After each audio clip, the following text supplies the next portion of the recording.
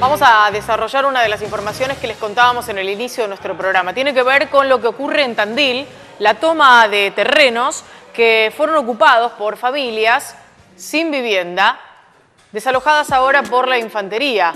Son 130 los terrenos ocupados que fueron desalojados a partir del accionar de 350 efectivos de la infantería de la policía bonaerense. Fue en la madrugada de este martes en los lotes conocidos como Villa Cordovita y Cerro Granito, para dar cumplimiento a una orden judicial de estos terrenos que habían sido tomados. Alrededor de las 7:30 de la mañana llegó una topadora de la Dirección de Servicios, avanzó sobre los terrenos, embistió contra las casillas de madera que habían sido levantadas en Villa Cordovita.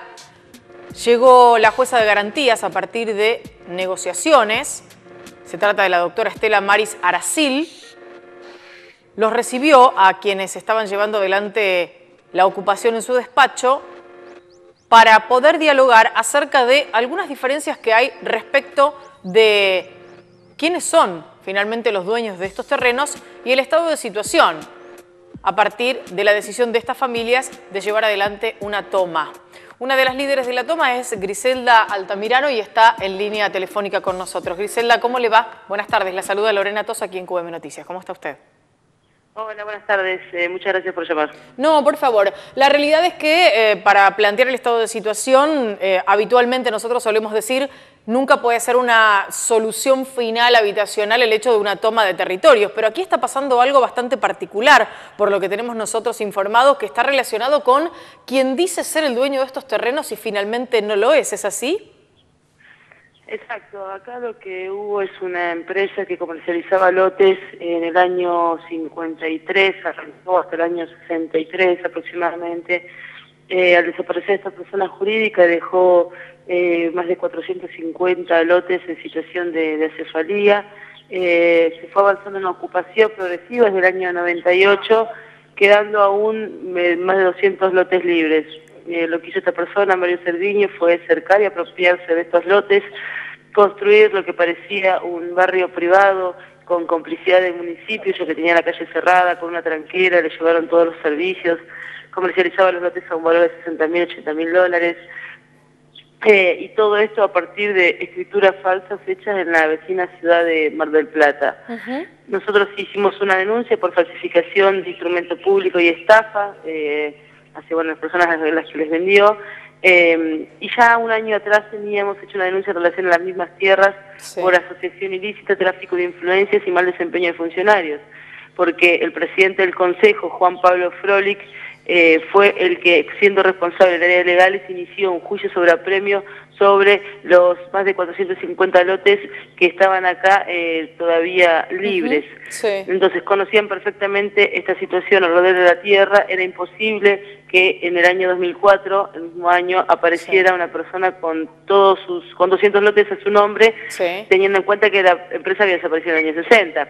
Todo esto consta en expediente judicial y bueno, llegamos a esta situación donde con la ocupación avanzamos nosotros y destapamos esta olla de la corrupción y bueno, aplicaron todo el peso de la ley para que las familias que estaban tomando posesión, bueno, no desalojaron. Ahora, Griselda, para poner blanco sobre negro, porque la realidad de lo que usted está contando es verdaderamente, si esto efectivamente es tal y como lo cuenta y se presentó ante la justicia, estamos frente a un hecho de corrupción, a la posesión de manera ilegal por parte de un señor que dice ser el dueño de estos 200 terrenos, de una cantidad de tierras que deben tener un valor seguramente bastante importante allí en Tandil. Ahora, por otro lado, también está la cuestión de la ocupación, porque las ocupaciones no son legales, digamos, salvo que estemos hablando de el mecanismo conocido como usucapión, donde hay un loteo de territorios, unos dueños que no aparecen, uno va y paga los impuestos en el lugar al que corresponden y uno puede, a partir de esa usucapión, pero esto también es legal, hacerse de esas tierras de manera legal. Digo, ¿esto está ocurriendo así o fue una ocupación de tipo ilegal y ahora hay que reformular para saber qué pasa y que la decisión la tome la justicia y, por supuesto, las autoridades, en este caso de Tandil, pero también provinciales? No, nosotros no estamos hablando de una ocupación ilegal porque de la misma manera que cualquier tierra que esté abandonada, que es lo que llamas uno, para poder usucapir, primero que tiene que tomar posesión. En este caso lo que nosotros hicimos fue el inicio de una posible usucapión y el primer paso es tomar posesión. Por eso es que nosotros pedíamos que la justicia investigue en relación a la titularidad de la tierra, porque una situación sería que la tierra efectivamente fuera de Cerviño y otra, como lo decimos nosotros, que fuera de una empresa que desapareció en el año 60, que estaría en esta situación de abandono, de bien diferente. Y uno podría estar tomando posesión con intenciones de usucapir. Entonces, la legalidad o la ilegalidad estaba dada por resolver esta causa madre, que es la de falsificación.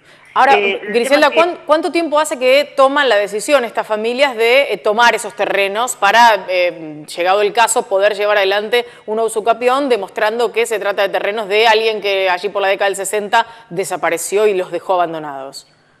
Nosotros el 11 de septiembre avanzamos con la ocupación, casi 3 meses estuvimos ahí. Acá lo que sucedió es que lamentablemente dentro de este country que se comercializaba estaba el primo del intendente Luis Piagentini, el sobrino Facundo Lunghi, el hermano de una concejal radical Fabián Gutiérrez, habían varias personas familiares del poder político, del intendente, de concejales, y era necesario tapar esta situación.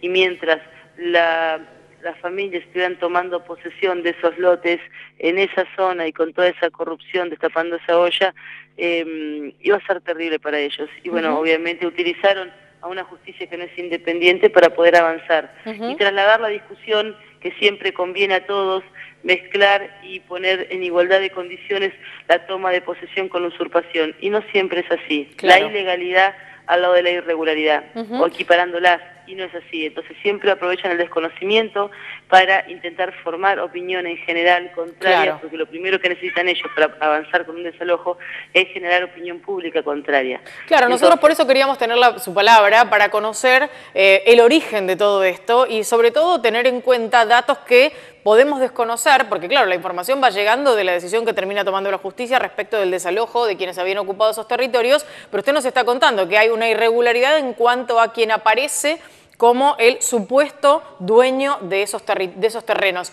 La pregunta tiene que ver con la responsabilidad del intendente municipal saliente, el intendente Lunghi. Digo, ¿qué conocimiento tenía acerca de esta maniobra que se llevó adelante y ustedes están denunciando?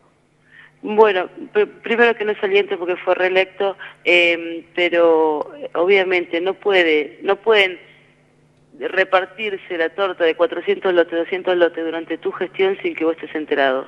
No puede estar tu primo, tu sobrino, tu presidente del consejo metido en el negocio inmobiliario sin que vos lo sepas.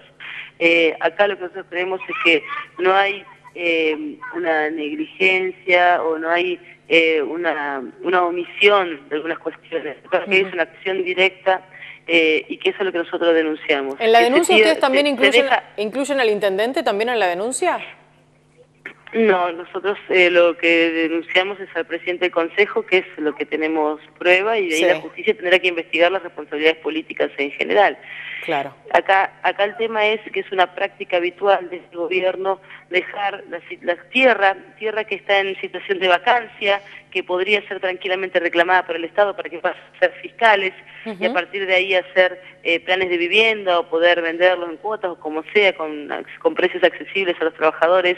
Ellos lo que hacen es nunca reclamarlas para el Estado, dejarlas en situación de vacancia y trasladar estos datos a sus amigos, a abogados, a algunos del Poder Judicial, a escribanos, que lo que hacen es, o mediante escritura falsa o tomando posesión con intenciones de usucapir de las mejores tierras que están acá en Tandil. Ese es el modus operandi en general y es una práctica que se tiene hace más de 10 años. El problema acá es que si sobre la tierra avanzan los trabajadores, hay que aplicar todo el peso de la ley, porque el huequito legal que nosotros estamos utilizando era perfectamente legal. Acá lo que hay es un escarmiento político, el desalojo es un desalojo político. Y es porque no hay delito de usurpación. Nosotros entramos a plena luz del día, a las 7 de la mañana, sin ningún tipo de violencia, sin ningún tipo de clandestinidad. Un acto completo de buena fe, porque las tierras son de Tandilla y nosotros podemos demostrar jurídicamente que las tierras son de Tandilla. Griselda, Griselda, ¿cuál es el próximo paso? Supongamos que la justicia finalmente determina que hubo irregularidades en esas supuestas escrituras que están ahora en manos de alguien que dice ser el dueño de 200 de esos terrenos y finalmente se determina que los dueños efectivamente eran aquellos responsables que en la década del 60 desaparecen y ustedes pueden llevar adelante un usucapión. ¿Están dispuestos las familias que ocupaban estos lugares a pagar esos impuestos que harán falta pagar para efectivamente poder hacerse de estos terrenos? No hay ningún problema con eso. A ver, todas las familias, nosotros en la ocupación del barrio, la primera parte, que son 12 manzanas de Villa Cordovita, peleamos nosotros para que nos dejaran pagar los impuestos, porque el municipio no nos dejaba pagar los impuestos. Y no tenemos manera, si uno no paga los impuestos no tiene manera de acreditar su posesión física sobre el lugar que habita, salvo la boleta de luz, que es lo que uno puede juntar. Entonces, no es que la gente quiere las cosas de arriba, ¿sí? Los que se quedan con las cosas de arriba son los funcionarios que tienen acceso a la información, son los políticos, los abogados que tienen acceso y relaciones con los que tienen acceso a la información.